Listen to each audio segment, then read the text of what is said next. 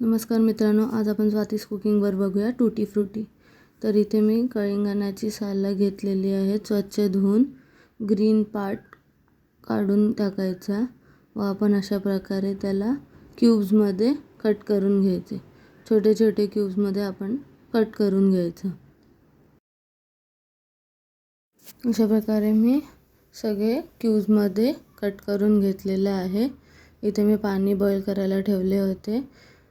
आता आपण आपले क्यूब्स याच्यात टाकून घेऊया आणि छान 10 मिनिटे बॉईल करून घ्यायचे।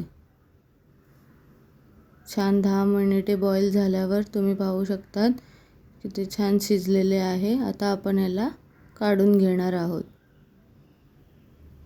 आता आपण एका चाळणीवर काढून घेऊया एक्सेस वॉटर।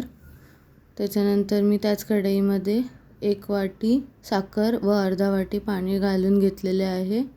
छान उकळी आली की आपण परत बॉईल केलेले क्यूब्स ह्याच्यात टाकून घेऊया व परत 15 मिनिटे छान बॉईल होऊ देऊया, जेणेकरून चांगला सिरप शोषून घेणार।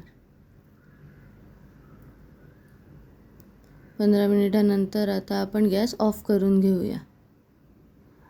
मी आता इथे 3 कलरचे बनवत आहे, तर मी 3 पार्ट्समध्ये डिवाइड केले आहे। पहिल्या याच्यात मी रेड कलर फूड कलर टाकत आहे, सेकंड मी इथे येलो फूड कलर टाकत आहे आणि थर्डमध्ये ग्रीन। तर फूड कलर टाकल्यावर आपण छान ह्याला एक्सेस ह्याचं पाणी सिरप काढून घेऊया व सुकवायला ठेवूया। 1 दिवस कडक उन्हात सुकवायचे। तुमचे टूटी फ्रूटी रेडी आहे। रेसिपी आवडली तर नक्कीच लाईक, शेअर, कमेंट करा। थँक्यू।